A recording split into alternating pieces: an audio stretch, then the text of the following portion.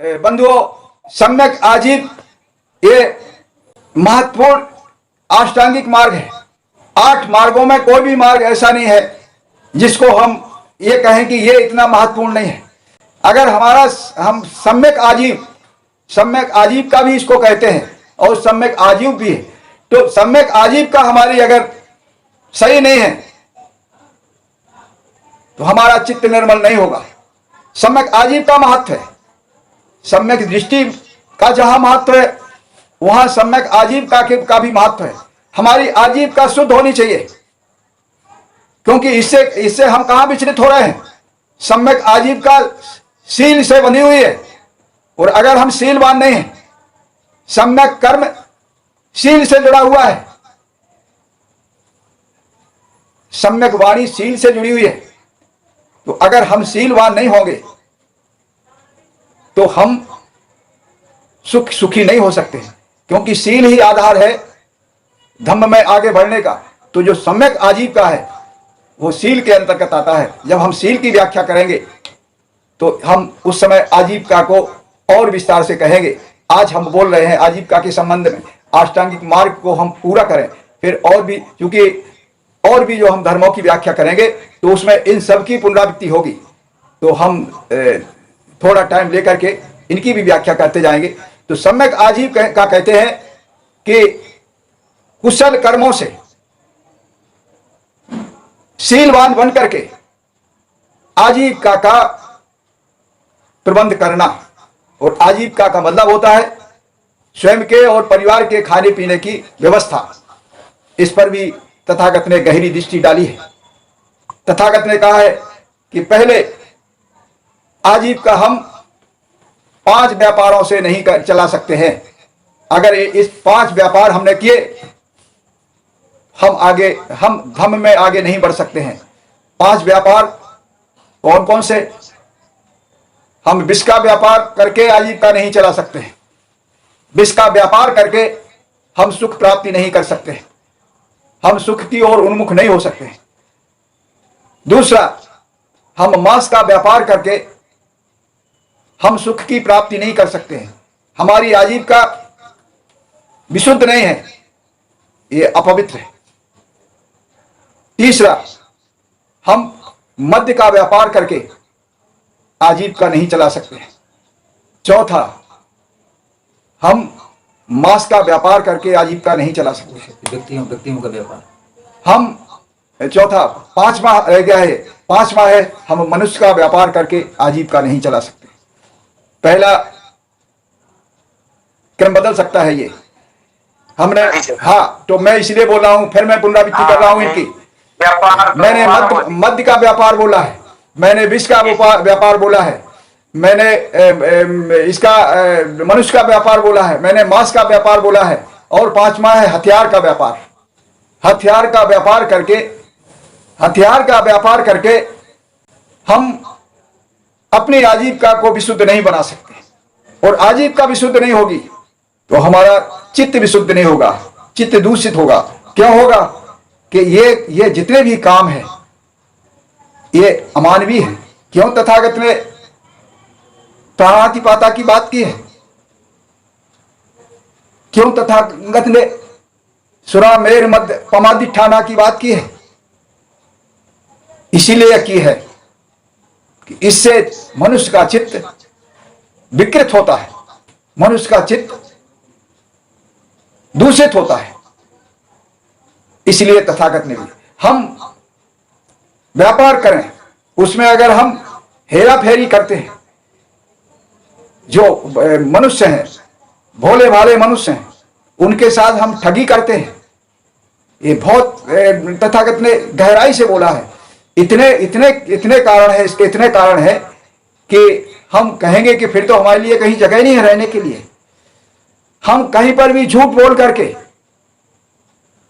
कि हमारे साथ इतने लोग भूखे हैं, आप हमें पैसा दे दें, हमें दान दे दें, इस तरीके का धोखा दे करके अगर हम आजीविका अपनी चलाते हैं और अपनी जिंदगी को ऐसो आराम बदल, तो ये अपवित्र काम है, ये चित्त को दूषित करेगा। हम किसी को भी पैसा दे रहे हैं और उससे हम भोले भाले लोगों से ठग करके कई गुना पैसे ले रहे हैं, तो ये भी ऐसी भी आजीविका हमारे लिए दूषित होगी। कहने का तात्पर्य तथागत का यह है कि जितनी भी अकुशल कार्य है, उन अकुशल कार्यों से हम अगर आजीविका की व्यवस्था करते हैं तो हम चित्त को समाहित नहीं कर सकते हैं, चित्त को निर्मल नहीं कर सकते हैं, चित्त दूषित रहेगा, चित्त विकृत रहेगा, हम आगे नहीं बढ़ सकते। यह सम्यक आजीव है। सम्यक आजीव के लिए जो हमें इसके विपरीत काम है वो करने पड़ेंगे। हमें ये 5 तरीके के व्यापार नहीं करने पड़ेंगे।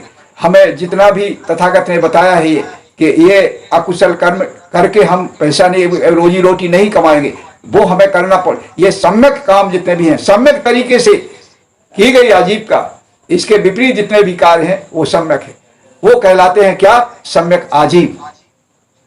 अब सम्यक आजीव के बाद, सम्यक आजीविका के बाद अब दूसरा आगे है सम्यक व्यायाम। सम्यक व्यायाम क्या है? बहुत महत्वपूर्ण विषय है। सम्यक व्यायाम कहते हैं सम्यक वीर को आप समझें, ये बुद्ध के धम्म का बहुत बड़ा आधार है। सम्यक व्यायाम 3 काम करता है और ये 3 काम बहुत महत्वपूर्ण है। सम्यक वीर और सम्यक व्यायाम ये मिले जुले हैं। सम्यक व्यायाम है कि पहला काम है सम्यक व्यायाम का कि जो साधक है, जो उसके चित्त में अकुशल कर्म है, जो दूषित कर्म है, उनको निकालने की कोशिश करता है। पहला ये सम्यक व्यायाम करता है कि चित्त में जो भी अकुशल कर्म है, जो भी अकुशल धर्म है समाहित, उनको निकालने की कोशिश करता है। और दूसरा काम है इसका सम्यक व्यायाम का कि जो अकुशल कर्म हो रहे हैं दिन प्रतिदिन, तो जब से उसे ज्ञान हुआ है फिर अकुशल धर्म हमारे चित्त में ना आने पाए। दूसरा वो काम करता है कि जो अच्छे धर्म हैं, जो अच्छे धर्म हैं उनको चित्त में लाने का प्रयास करता है। और जो अच्छे धर्म हैं उसके अंदर, चित्त के अंदर, उनको रोकने का, उनको रक्षित करने का वो प्रयास करता है। और जो उसका अगला काम है वो जितने भी अच्छे कार्य हैं उनके लिए वो उत्साह उत्पन्न करता है। वीर जिसे कहते हैं उत्साह। तो सम्यक व्यायाम में ये सम्यक व्यायाम में जो ये 3 तरीके के काम है कि वो पहला है उसका काम कि वो जितने भी चित्त में आपके अकुशल धर्म हैं उनको निकालने का प्रयास करता है। दूसरा उसका काम है कि जितने भी अकुशल कर्म हैं वो आने ना पाए चित्त में, उनको रोकने का काम करता है। फिर अगला कार्य उसका है कि जो भी अच्छे धर्म हैं उनको चित्त में समाहित करने का काम करता है। और जो उसके चित्त के अंदर पहले से हैं उनको चित्त में बनाए रखने के लिए प्रयत्न करता है। तो ये जो उसके ये काम है ये सम्यक व्यायाम के अंतर्गत आते हैं। और सम्यक व्यायाम सम्यक वीर से मिला जुला। सम्यक वीर भी तथागत ने ये कहा है कि सम्यक वीर ये उत्साह वर्धन करता है। इसी तरह से ये सम्यक व्यायाम भी हमें उसी ओर ले जाता है। हम निराश नहीं हो सकते हैं। वीर उत्पन्न भी है। वीर का मतलब होता है उत्साह वर्धन। उत्साह वर्धन जब होगा हम इसमें आगे बढ़ेंगे। तो सम्यक व्यायाम के आगे नहीं, अब खत्म कर दो। अब हमारा क्वेश्चन आंसर कर दो। अब ये हमारे जो आज का टाइम आयोजकगण है वो कह रहे हैं कि अब समय पूरा हो गया है। यहीं पर हम अपने बात को विराम देते हैं। शेष बात जो रह गई है वो हम कल कहेंगे, कल बताएंगे आपको। अब किसी तरीके से कोई शंका हो, कोई उसका समाधान अगर आप चाहते हैं तो अभी हमारे पास 4-5 मिनट है, तो हम वो आपकी शंका का समाधान कर सकते हैं।